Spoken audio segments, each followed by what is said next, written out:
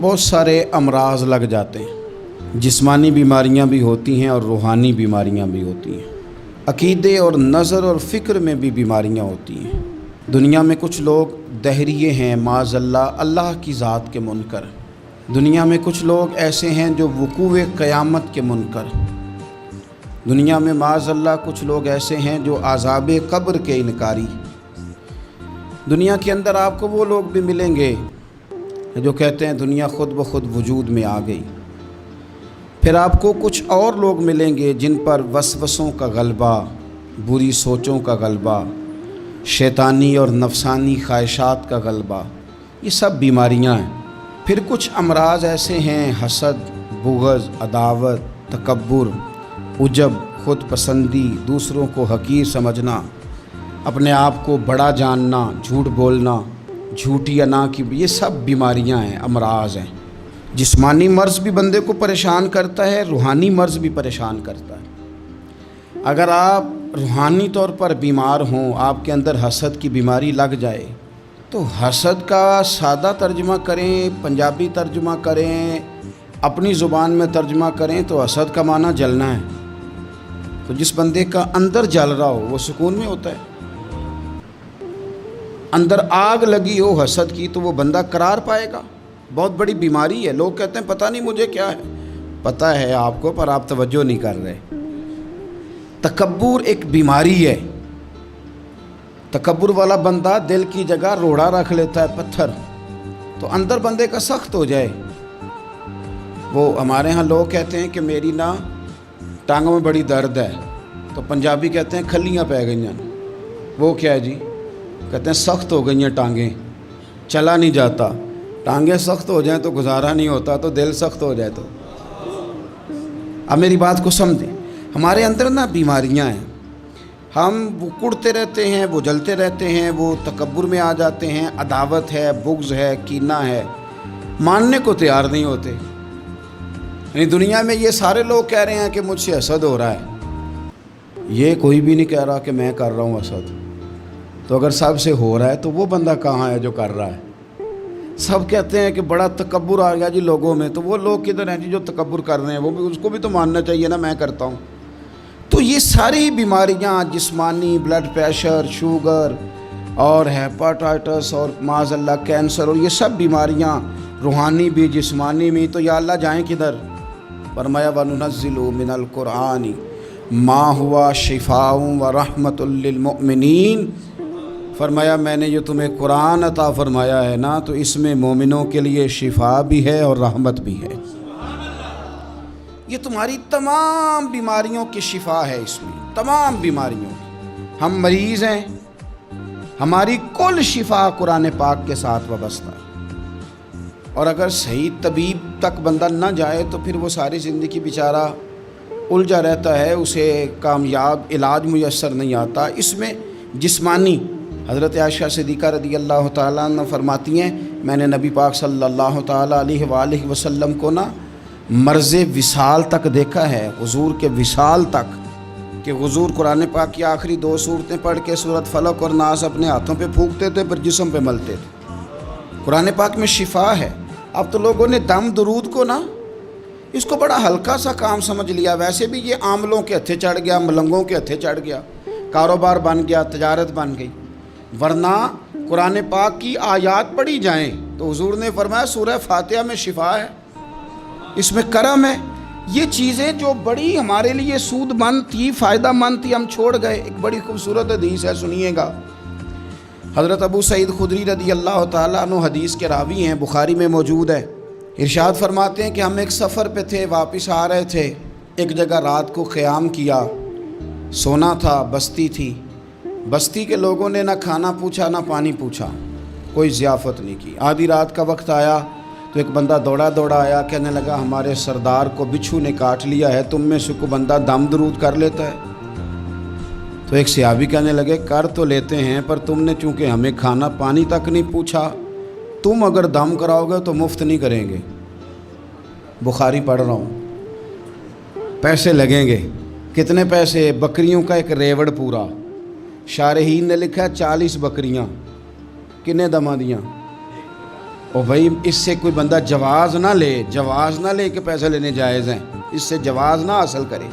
آپ بات کو سمجھیں، پس منظر کیا ہے؟ پانی تک نہیں تم نے پوچھا۔ کچھ لوگوں کا علاج ہوتا ہے، انہوں نے کہا پیسے لیں گے دم کر دیں گے۔ صحابی نے کہا، حضرت ابو سعید خدری رضی اللہ تعالیٰ عنہ فرماتے ہیں وہ چونکہ تنگ تھے، بچھو کاٹ گیا اور سردار کو کہا چل تو صحیح نا۔ وہ صحابی گئے، سورہ فاتحہ پڑھ کے دم کیا، اور حدیث بخاری سے میں آپ کو دکھاؤں گا۔ لوگ کہتے ہیں دم کدھر سے آ گیا؟ بخاری پڑھ رہا ہوں، صحیح بخاری۔ شفا تو اللہ نے دینی ہے نا، رب کریم نے شفا دے دی۔ بکریاں لے لیں، آ گئے جہاں آرام کر رہے تھے اس جگہ۔ صحابہ میں اختلاف ہو گیا، کچھ کہنے لگے بکریاں لینی چاہیے تھی، کچھ کہنے لگے نہیں لینی چاہیے تھی۔ حضرت ابو سعید خدری رضی اللہ تعالیٰ عنہ فرماتے ہیں پھر ہم نے فیصلہ کیا چپ کر کے سو جاؤ، صبح حضور کی بارگاہ میں جائیں گے۔ اگر کریم نے کہا لینی چاہیے تھی پھر تو موج بن گئی، اور اگر کہا نہیں لینی چاہیے تھی تو بکریاں ہانک کے واپس کر جائیں گے۔ مسئلہ کیا ہے؟ کہتے ہیں صبح گئے حضور کی بارگاہ میں، جا کے مسئلہ عرض کیا، یا رسول اللہ انہوں نے بھی پانی کوئی نہیں پوچھا تھا، ہم نے بھی کہا دم کریں گے تو پیسے لیں گے، تو ہم نے یہ بکریاں لی ہیں۔ شارحین لکھتے ہیں 40 تھی شاید، تو یا رسول اللہ اب کیا کریں؟ حضور مسکرانے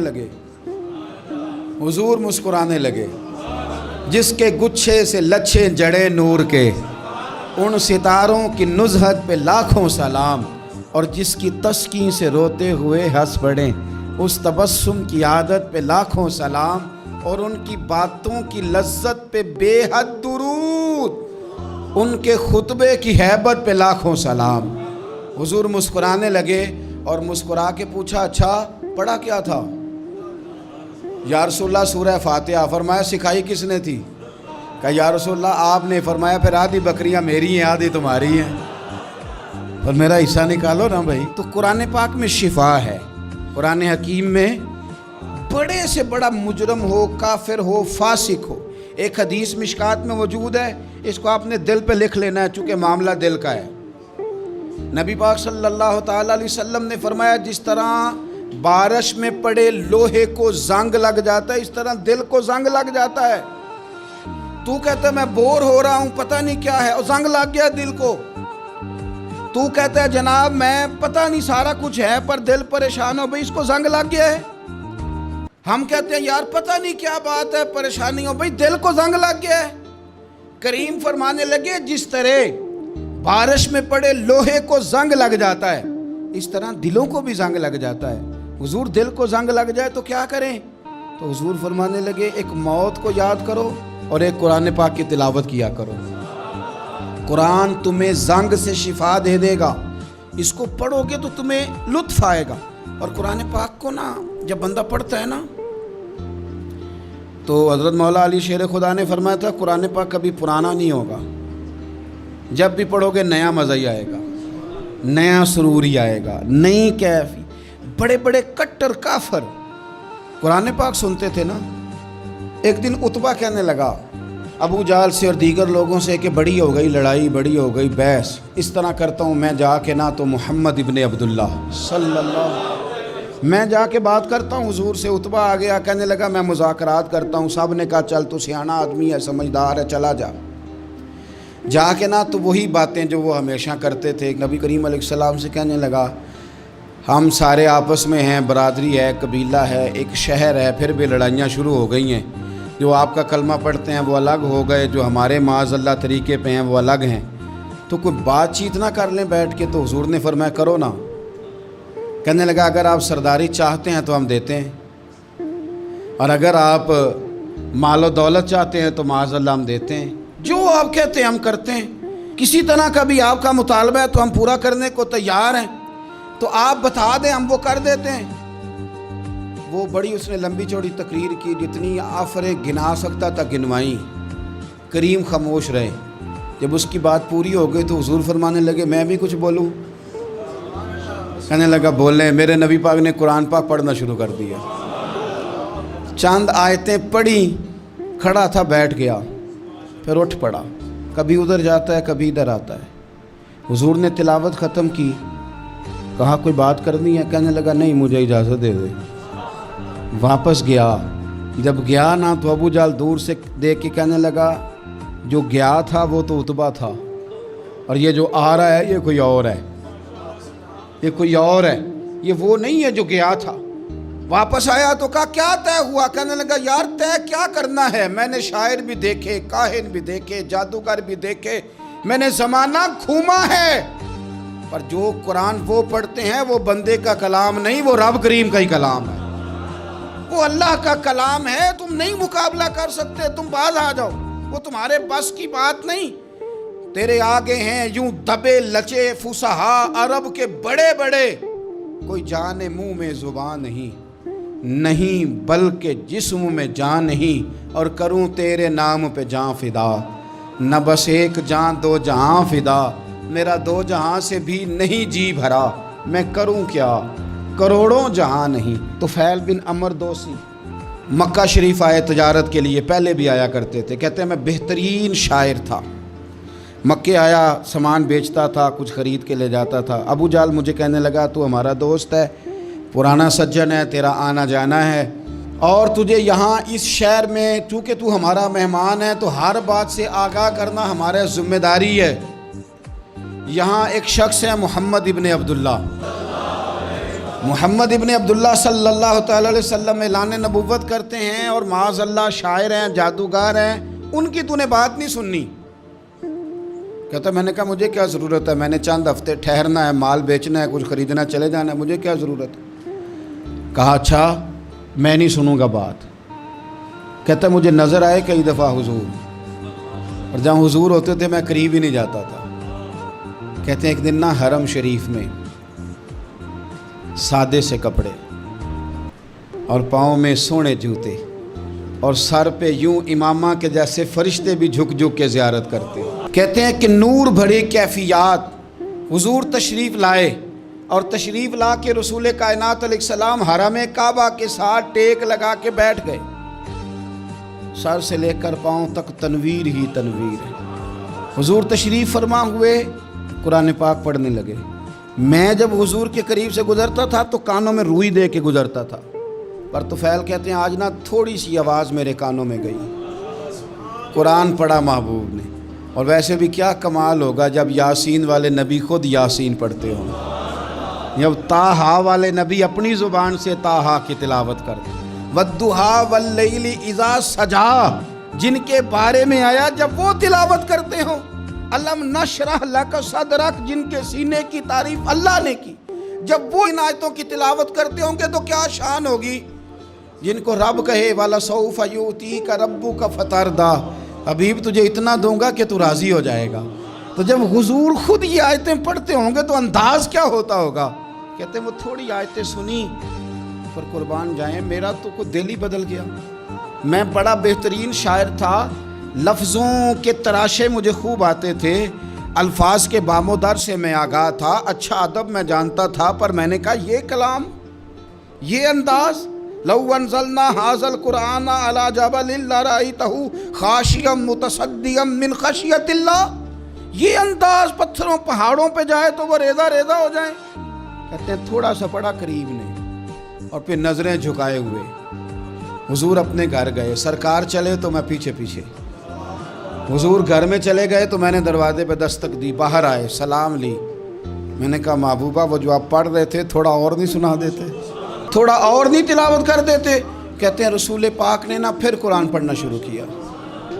میں کبھی بیٹھتا تھا کبھی اٹھتا تھا، جب حضور نے تلاوت مکمل کی تو میں نے آگے بڑھ کے ید اللہ والا ہاتھ تھاما اور دست مبارک پکڑ کے کہا سونیا، یہ مجھے کہتے تھے نہ سننا، میں نے زمانہ دیکھا ہے، میں کوئی عام آدمی نہیں، میں سردار ہوں، میں نے دنیا دیکھی ہے، مجھے قسم ہے جو آپ کی زبان سے نکل رہا ہے وہ بشر کا کلام نہیں، آپ مجھے کلمہ پڑھائیں، میں مسلمان ہونا چاہتا ہوں۔ بڑے بڑے کفل ٹوٹے۔ حضرت عمر بھی آئے تو آئے قرآن کی تاثیر کی برکت سے۔ حضرت صدیق اکبر نا اپنے گھر کے سین میں بیٹھ کے قرآن پاک پڑھتے تھے تو رویا کرتے تھے، روتے تھے۔ مکے کے کچھ سردار کٹھے ہو کے نبی کریم کی بارگاہ میں گئے، کہنے لگے ایک تو صدیق اکبر کو منع کریں کہ قرآن اونچا نہ پڑھا کریں، اور اگر اونچا پڑھنا ہے تو پھر ان سے کہیں پڑھ کے رویا نہ کرے۔ حضور نے فرمایا اپنے گھر میں بیٹھ کے پڑھتا ہے، روتا ہے، تمہیں کیا ہے؟ یا رسول اللہ، یہ ابو بکر صدیق جب قرآن پاک کی تلاوت کر کے روتے ہیں نا تو ہماری بچیاں بھی رونے لگتی ہیں۔ ہماری عورتیں گھر کا کام کاج چھوڑ کے تو صدیق اکبر کے دروازے پہ کھڑی ہو کے روتی رہتی. حضور ان سے کہیں یہ قرآن سے جو شغف ہے ان کا، کہاں گئے مسلمان جو قرآن پڑھنے والے تھے، کدھر گئے؟ سارا کچھ ہی ہمارا موبائل لے گیا. میں کس طرح یہ بات بیان کروں کہ کچھ لوگوں نے رمضان میں بھی قرآن پاک ایک بھی ختم نہیں کیا، رمضان شریف میں بھی ایک قرآن پاک کی توفیق نہیں، لے گیا سارا کچھ ہماری خوش گپیاں. کمال ہو گئی، ہم نے سوچا ہی نہیں، فکر ہی نہیں کی. سنگیو واپس آؤ، قرآن پاک سے پیار کرو، قرآن پاک سے محبت کرو، قرآن کی تعلیم حاصل کرو. لوگ کہتے ہیں میں بوڑھا ہو گیا ہوں، زبان موٹی ہو گئی ہے، قرآن کیسے سیکھوں؟ 38.5 سال کی عمر میں کلمہ پڑھا حضرت صدیق اکبر نے.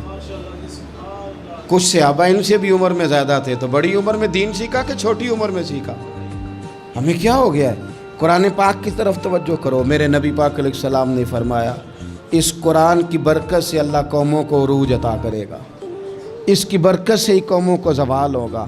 حضرت عائشہ صدیقہ کہتی ہیں حضور رات کو نماز کی نیت باندھتے تھے تو ایک ہی آیت پڑھتے تھے، ساری رات ایک ہی آیت پڑھتے رہتے تھے، روتے رہتے تھے. اور جب حضور روتے تھے تو جس طرح ہنڈیا ابلے تو آواز آتی ہے، اس طرح حضور کے سینے سے آواز آتی تھی.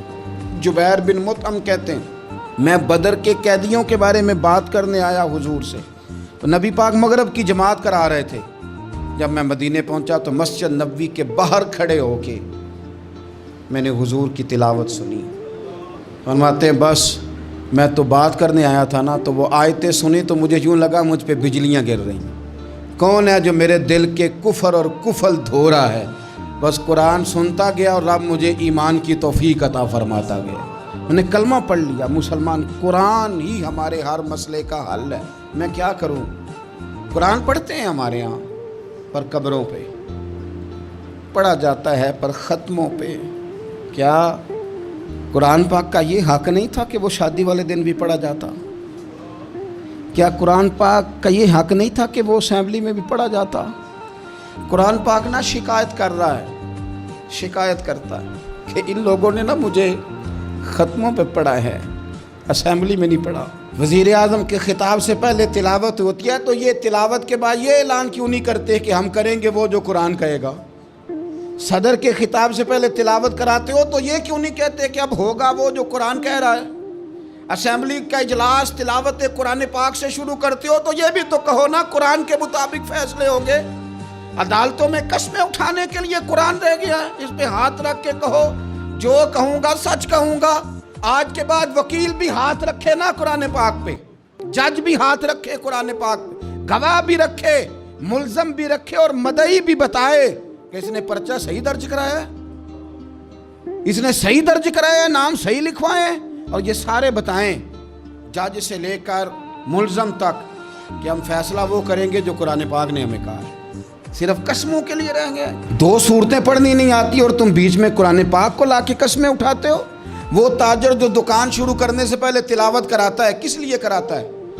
کہ میں تجارت قرآن پاک کے مطابق کراؤں گا، اس لیے کراتا ہے. وہ تو کہتا ہے ذرا دکان صحیح چلے، ذرا برکت آ جائے. برکت نری تلاوت کرانے سے نہیں آئے گی. قرآن کے مطابق تجارت کر، پھر زیادہ برکت آئے گی. قرآن کے مطابق قرآن کے علم کو عام کیا جائے، قرآن کے نور کو عام کیا جائے، قرآن پاک کے ادارے مضبوط کیے جائیں.